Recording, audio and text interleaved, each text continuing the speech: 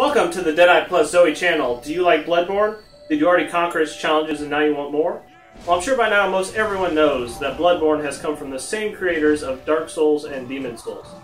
Of course, those would be the next obvious step if you haven't played those already, but for those who have spent numerous hours in the Souls series, maybe you're looking for something in the same style and atmosphere of those great games. Well, I'm here to provide to you, from one Souls fan to another, my best Souls-like games.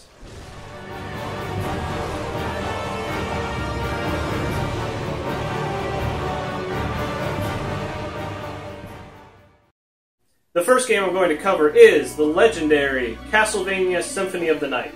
This is as close as you can get right now to a 2D version of a Souls game in terms of combat, exploration, atmosphere, and New Game Plus. I'm going to hand it over to Zoe now to give us a rundown on Symphony of the Night.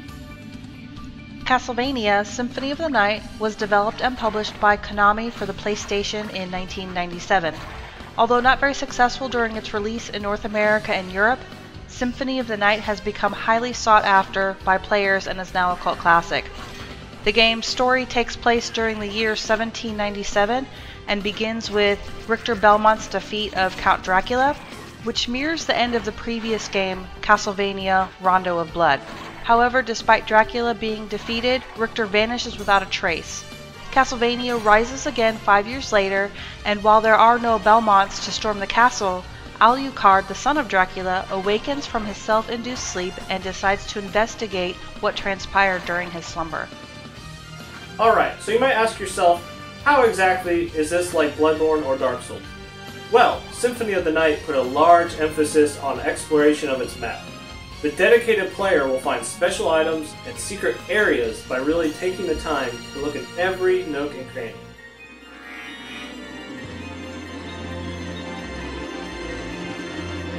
You will become engrossed in the dark atmosphere of the castle, and will slowly venture farther and farther out, just hoping that you find the next save point, and hopefully don't stumble upon that next boss. There are not a whole lot of save points in the game, so they are treated very much like the bonfires from the Souls series, with being that moment of relief for the player before they continue on, because if you die, you get sent right back to the last save.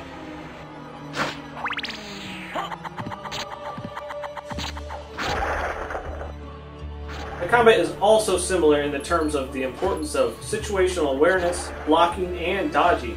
Just like the Souls games, you'll not be able to just hack and slash your way through most areas.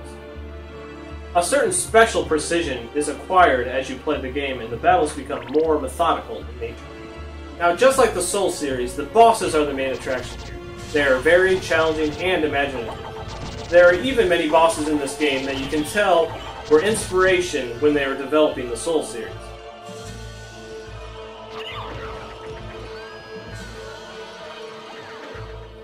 Story is also not shoved in your face throughout the game.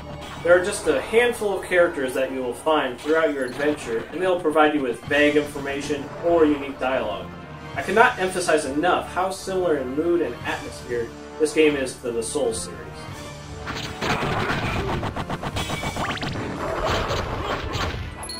And lastly, New Game Plus. This absolutely nails New Game Plus, and I would say it does it even better than the Souls games and Bloodborne. So you make it through the castle and beat the end boss, and you're like, well, that wasn't too hard. I destroyed this game. Nope. The real game starts after you beat the game the first time and unlock the inverted castle. Yes, the entire game map can be played through again, and now upside down, with new puzzles, bosses, and all kinds of cool stuff to find. This has to be the best addition to this game. If you only play the original castle, you're really missing out on the greatest part of this game.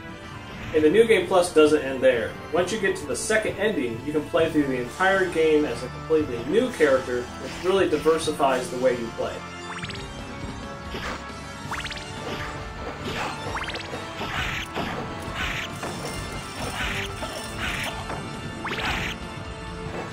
I cannot stress enough, Castlevania Symphony of the Night is 2D Dark Souls. The inspiration that From Software took from this classic just oozes out of the Souls series and Bloodborne.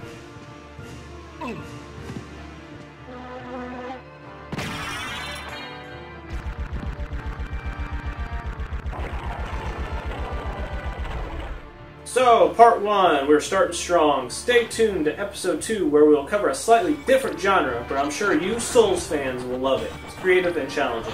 Thanks for watching. Castlevania Symphony of the Night can be purchased from the PSN store for PS3 and Vita. However, we recommend picking up the remastered version from the Xbox Live Arcade for the Xbox 360. Make sure to like, comment, and subscribe to encourage us to keep bringing you content. Thanks.